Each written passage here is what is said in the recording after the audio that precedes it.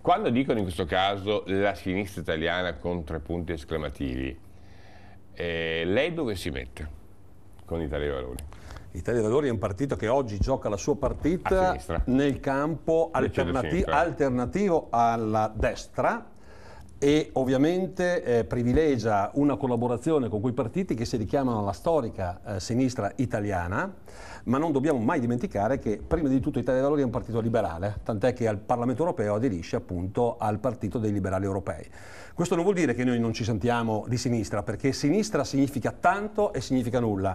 Sicuramente siamo distanti dal massimalismo storico del comunismo, ma siamo estremamente vicini a tutti quei segmenti legati alla solidarietà, ai diritti, alla legalità, alla giustizia sociale soprattutto, oltre che penale, che oggi debbono essere necessariamente affrontati. Italia dei Valori da sempre è paladina di questi appunto valori che ritengono siano elementi di virtuosità oggi politica disconosciuta ormai da tutti gli altri partiti.